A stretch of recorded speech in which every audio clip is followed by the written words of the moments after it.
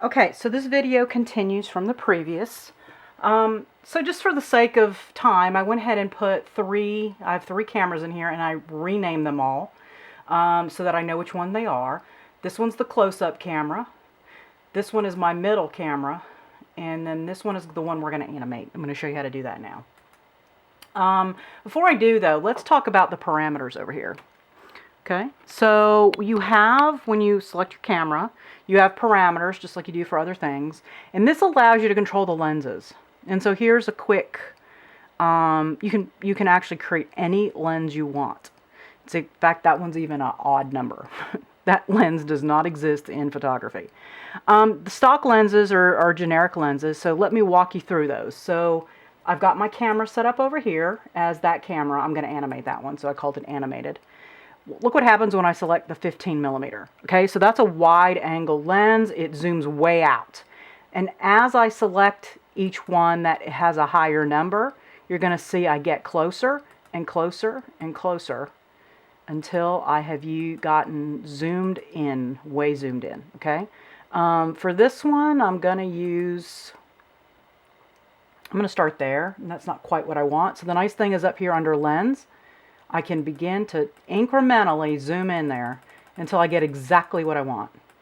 Now, there is no such thing as 102 lens in photography. It doesn't exist.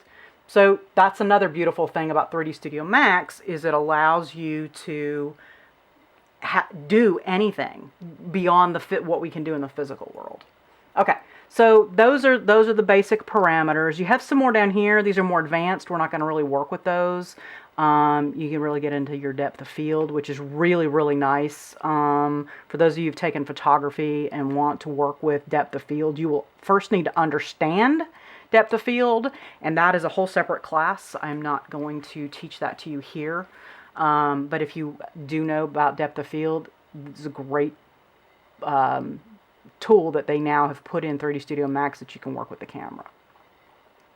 Okay, so those are just your basic lenses.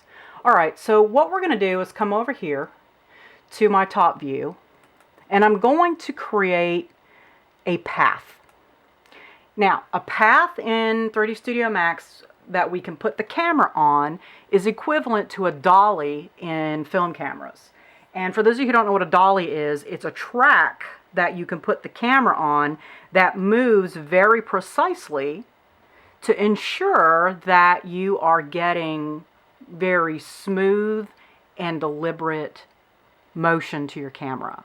And the reason we want to do that is go out there and try to manually move your camera, animate your camera, and see A, how hard it is, and B, what a mess it makes. Just easier to do this, takes less time, and is less frustrating.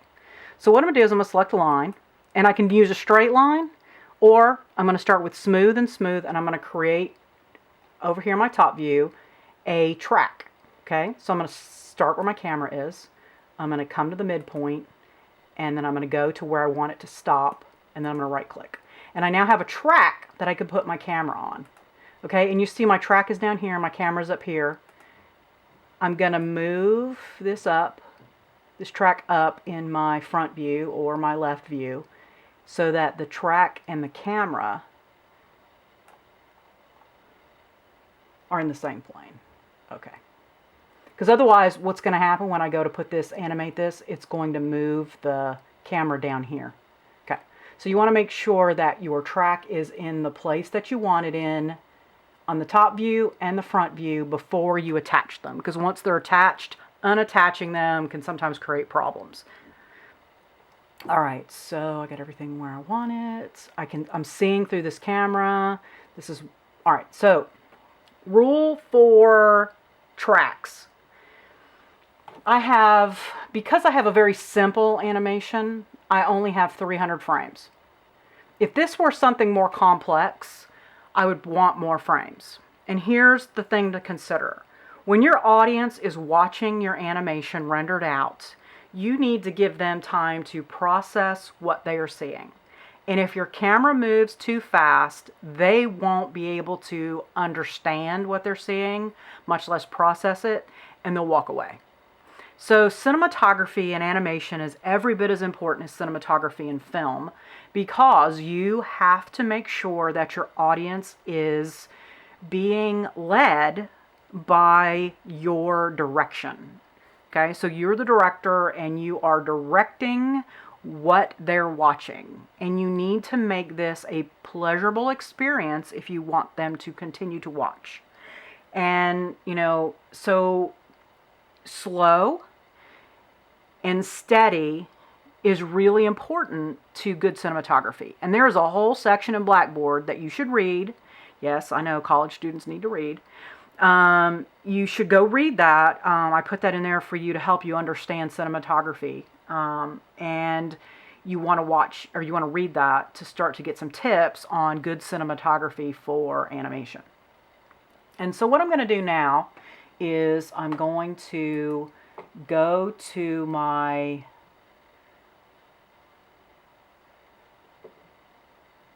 animation, constraints, oops, sorry, I need to select the camera.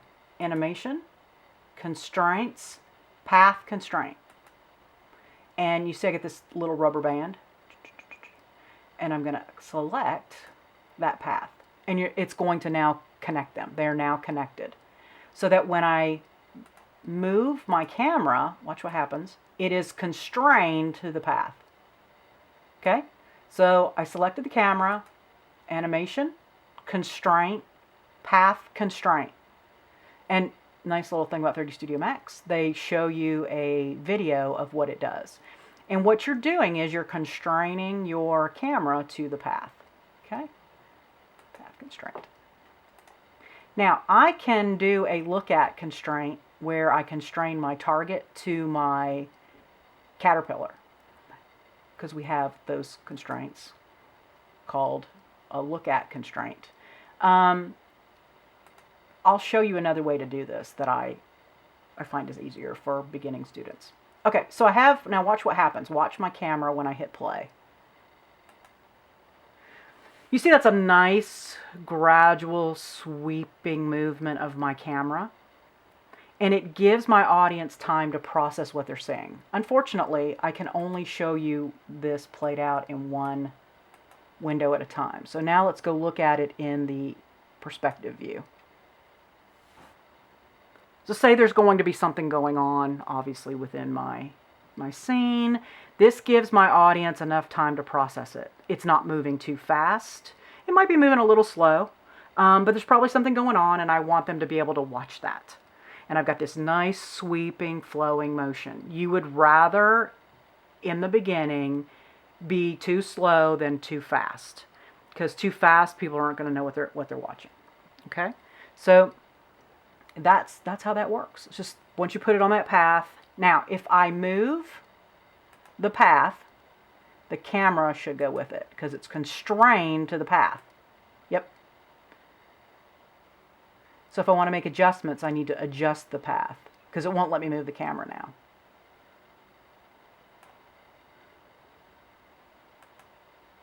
Whoops.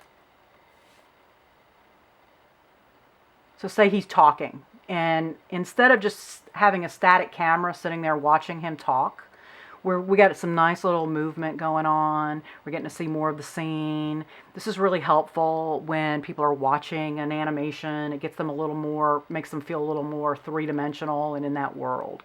So this is a really nice, sweeping, slow motion. Okay. And that's a good way to do it.